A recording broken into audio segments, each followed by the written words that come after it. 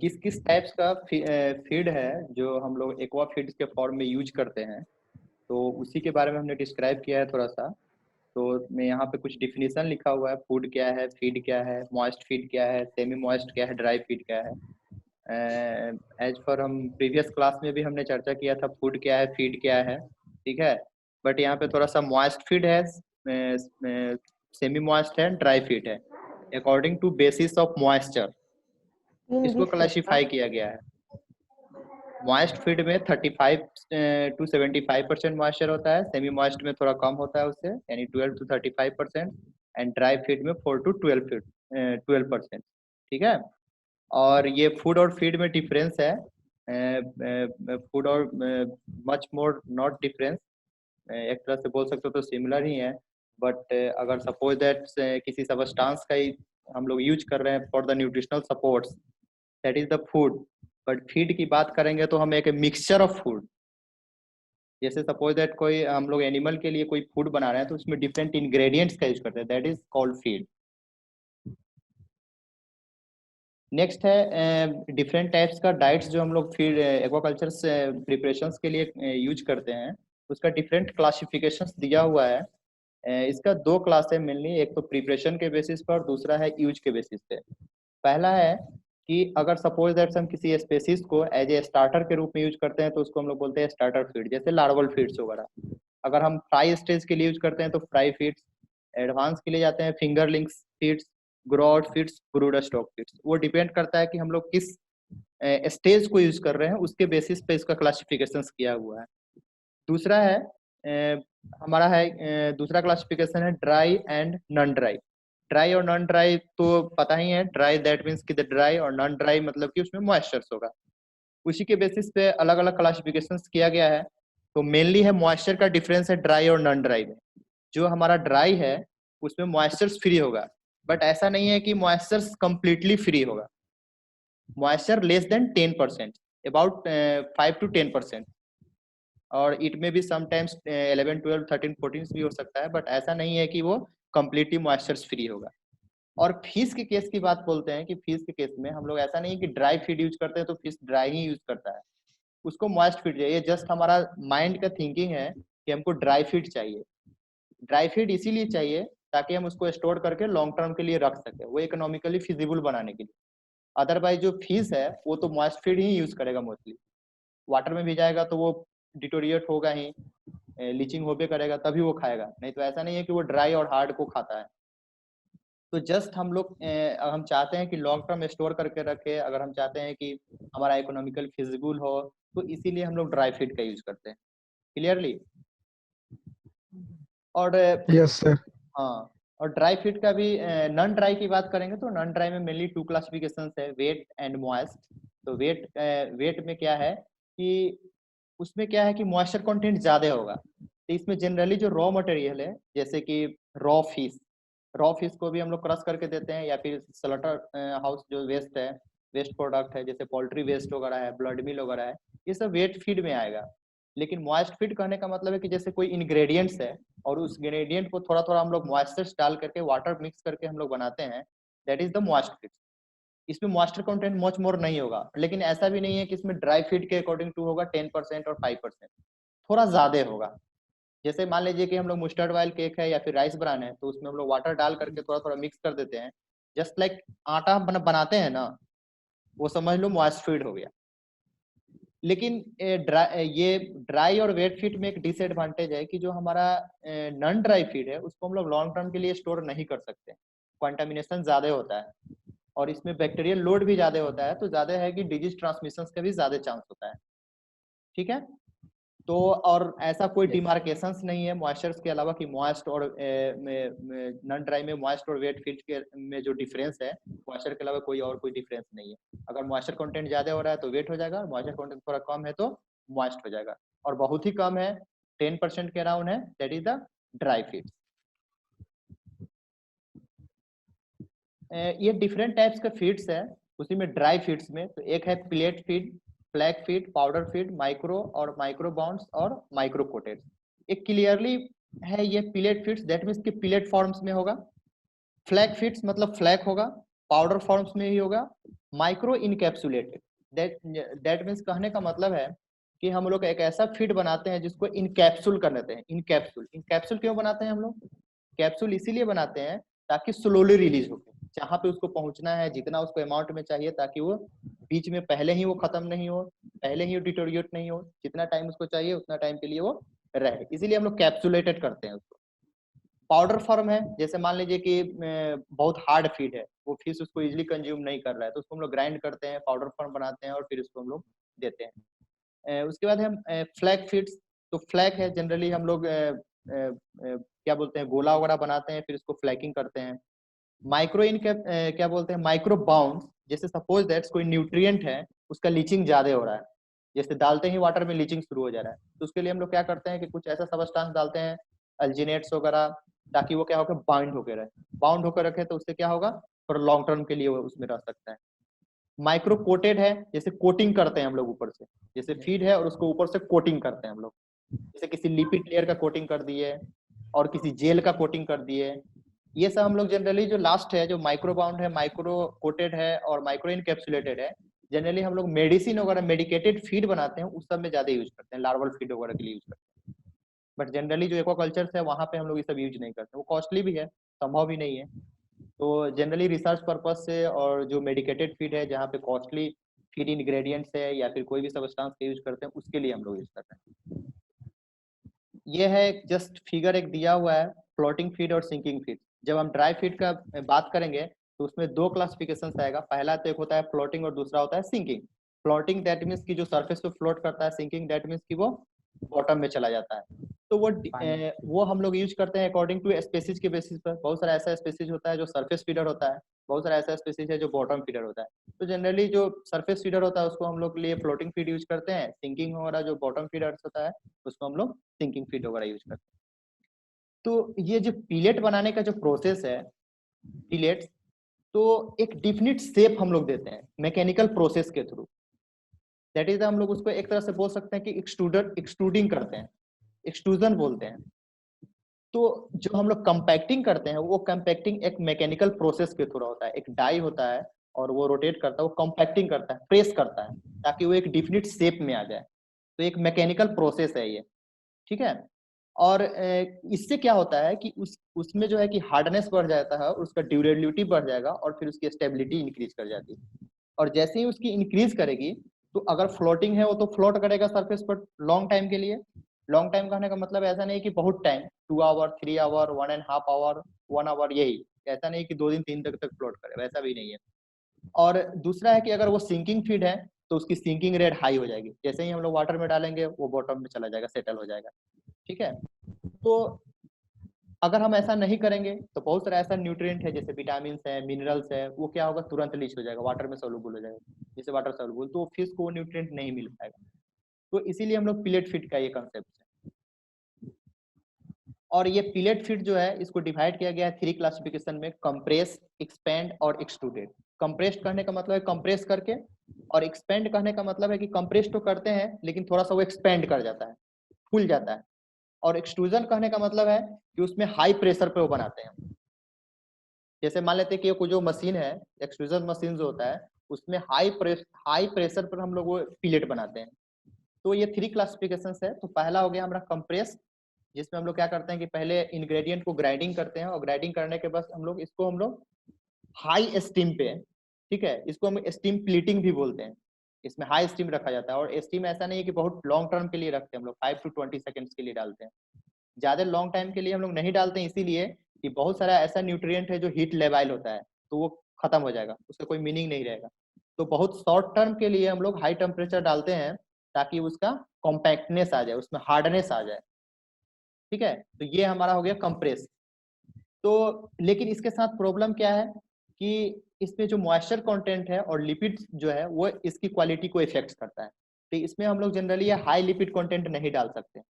Steam plating है, high lipid डालेंगे तो ये उतना डिजायरेबल नहीं होता है, इसमें कॉम्पैक्टनेस उतना अच्छा नहीं आता है। एक्सेस मॉइस्चर होगा तो वो सॉफ्ट कर देगा, और लो फैट होगा तो बहुत ज्यादा हार्ड कर देगा।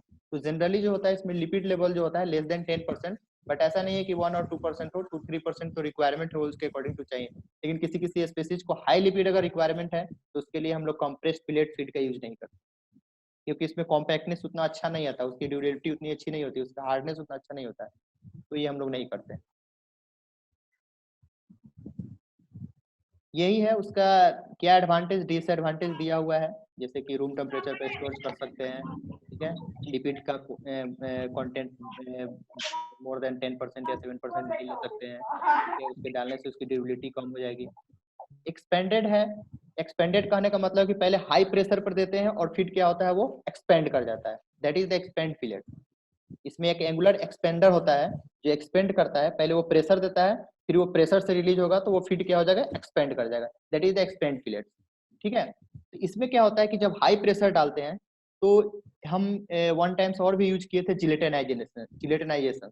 इसमें क्या होता है कि जब एक्सपेंशन होता है, जब प्रेशर क्रिएट होता है तो इसमें जिलेटिनाइजेशन प्रोसेस भी होता है। जिलेटिनाइजेशन कहने का मतलब है कि जो कॉम्प्लेक्स न्यूट्रिएंट है, जो कार्बोहाइड्रेट है, जो स्टार्च है, वो जिलेटिनाइज हो जाता है, ठीक है।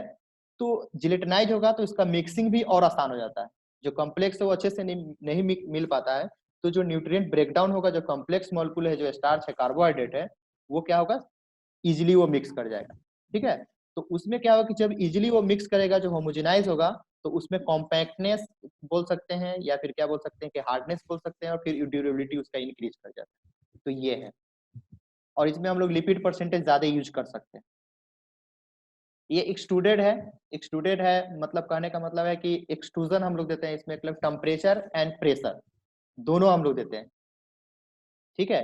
जैसे पास्चुराइजेशन कंडीशंस में क्या करते हैं, एक हाई टेम्परेचर देते हैं और फिर इसको डाउन कर देते हैं, तो यहाँ पे भी टेम्परेचर को इंक्रीज करते हैं, पास्चुराइजेशन कंडीशन प्रोवाइड करते हैं, और फिर उससे क्या होता है कि उसमें जो है तो ये डाइजेस्टिबिलिटी एनर्जी इंक्रीज कर जाती है। वो कैसे इंक्रीज करती है, जब हाई टेम्परेचर देते हैं तो यहाँ भी जिलेटिनाइजेशन को इंक्रीज करता है, ठीक है, और जब जिलेटिनाइजेशन को इंक्रीज करेगा तो डाइजेस्टिबिलिटी को इम्प्रूव करेगा।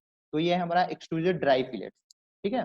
तो इसमें क्या है कि स्टार्च की जिलेटिनाइजेशन को जब इंक्रीज करता है तो यहाँ पे भी वही होगा, फिर जैसे ही इंक्रीज करेगा डाइजेस्टिबिलिटी इंक्रीज करेगा, और फिर हम लोग इसमें लिपिड का इनकॉर्पोरेशन हम लोग कर सकते हैं, और ऊपर से टॉप कोटिंग भी करते हैं कहीं कहीं फीड बना करके। जैसे फीड बना लिए, हाई लिपिड कंटेंट नहीं है, और मान लेते हैं कि हमने कोई फीड बनाया है, फीड का अप्रोक्सीमेट चेक कर रहे हैं, अप्रोक्सीमेट चेक करने के बाद हमको पता चला कि इसमें लिपिड कंटेंट कम है, तो हम लोग क्या करते हैं कि ऊपर से स्प्रे भी कर देते हैं लिपिड का, अगर कोई कम है या फिर कमी हो रही है या फिर कोई प्रॉब्लम है किसी न्यूट्रिएंट का, तो हम लोग उसको टॉप ड्रेसिंग जिसको बोलते हैं हम लोग, उसके अकॉर्डिंग टू हम लोग इनकॉर्पोरेट कर सकते हैं। इसका दिया हुआ है कितना डेंसिटी होता है और कितना उसका ड्यूरेबिलिटी वगैरह है, वो सब दिया हुआ है। सिंकिंग फिट्स है, वही सिंक करेगा, प्रोसेस वही सेम होता है, बस वो फ्लोटिंग नहीं होगा। फ्लोटिंग फीड्स हम लोग बनाते क्या है कि एक मैकेनिकल प्रोसेस है। पहले एक्सट्रूजर में क्या होता है कि हाई प्रेशर से जैसे ही वो लो प्रेशर में आता है वो एक्सपेंड कर जाता है, ठीक है। तो एक्सपेंड कर जाता है तो जो छोटे छोटे पार्टिकल्स है वो एक स्पेस, एयर स्पेस क्रिएट करता है, जिसके चलते वो क्या होता है, वो लाइट हो जाता है। जैसे कि जो इंग्रेडिएंट मिक्स करके हम लोग एक कॉम्पैक्टिंग मशीन में डालेंगे तो वहाँ हाई टेम्परेचर प्रेशर रहता है, तो जैसे ही हाई प्रेशर से कॉम्पैक्ट किया हुआ है, जैसे ही हाई प्रेशर से वो निकलेगा बाहर तो वहाँ प्रेशर क्या होता है, कम रहेगा, तो वो क्या होता है कि वो एक्सपेंड कर जाता है। और है ये फ्लैग फीड्स है, नाम से ही पता है फ्लैग क्या होगा, ये मैश है जैसे ग्राइंड किया हुआ है, क्रम्बल्स है, फिलेट फीड्स है, माइक्रो इनकैप्सुलेटेड है जो बताया है तुमको शुरू में ही, माइक्रो बाउंड्स है, ये माइक्रो कोटेड डाइट्स है, और ये डिफरेंट क्लासिफिकेशन है according to basis of life cycle, ठीक है। इसका साइज भी दिया हुआ है, तो मेनली देखना है कि स्टार्टर फीड जो होता है उसका साइज क्या है, साइज सब देखना है जरूर, कितना मिलीमीटर डायमीटर्स का हम लोग फीड यूज करते हैं स्टार्टर के लिए, फ्राई के लिए कितना यूज करते हैं, फिंगरलिंग के लिए कितना यूज करते हैं, तो वही दिया हुआ है। और ये है फिर grow out feeds, brood stock feeds and उसका क्वालिटीज वगैरह। तो ये है, तुम लोग पढ़ो इसको फिर बताओ मुझे, ठीक है। बोलो हेलो, यस सर। और करके बताओ वेट फीड और मॉइस्ट फीड एक ही बात हुआ ना? क्या क्या क्या, वेट फीड और मॉइस्ट फीड एक ही बात हुआ ना? एक ही बात हुआ, उसमें कोई डिमार्केशन नहीं है, जस्ट मॉइस्चर का डिफरेंस है। जैसे मान लेते हैं कि फिश है, जैसे रॉ फिश हुआ, जैसे रॉ फिश हुआ यस सर, या चिकन हुआ, तो वो हो गया हमारा वेट हो गया, ठीक है। लेकिन अगर मान लीजिए कि कोई Yes. खल्ली है, उसको हम ग्राइंड कर दिया, उसमें थोड़ा वाटर डाल करके उसको हम लोग फीड बना रहे हैं, ठीक है, तो that is the Yes. Moist हो गया। तो कुछ कोई ऐसा ऐसा नहीं ना कि सर इसमें इतना मॉइस्चर रहेगा या हाँ हाँ इतना हाँ, मॉइस्चर परसेंटेज है ना, मॉइस्चर थोड़ा रहेगा? मॉइस्चर कम होगा, जो वेट है उसमें। अच्छा, अब जो रॉ है उसमें तो ऑब्वियसली कि 50-60% मॉइस्चर होगा। हम वाटर डाल रहे हैं तो यस, जनरली क्या होता है कि उसमें 20% 18% के आसपास मॉइस्चर होगा। मॉइस्चर कंटेंट हाई होता है ठीक, वेट फीड पे, ठीक है। Yes, okay. Hello sir, one question. क्या क्या? वन क्वेश्चन पूछना था जी। हाँ बोलो बोलो। बोले सर, कोई भी हम फिश फीड बनाते हैं तो उसमें सबसे अधिक कौन सा इंग्रेडिएंट का यूज करते हैं? कि सबसे ज्यादा इंग्रेडिएंट्स, सबसे पहला है रिक्वायरमेंट, Yes. उसका रिक्वायरमेंट क्या है। सबसे इंपॉर्टेंट चीज होता है फिश के लिए प्रोटीन, तो उसको कितना परसेंट प्रोटीन चाहिए हमने, ठीक है। अगर कोई हम दूसरे वो तो डिपेंड करता है कि हमारा क्या है, लेकिन जनरली हम लोग प्रोटीन को ही काउंट करते हैं। तो अगर हम देखते हैं कि अगर हमको 30% प्रोटीन चाहिए या फिर 40% प्रोटीन चाहिए, और उसके अकॉर्डिंग तो हम लोग फिक्स करते हैं अदर इंग्रेडिएंट। ऐसा नहीं है कि कौन सा इंग्रेडिएंट लोगे ये कहना मुश्किल है, क्योंकि जो तुम्हारे पास अवेलेबल होगा उसके अकॉर्डिंग टू फिट करना है।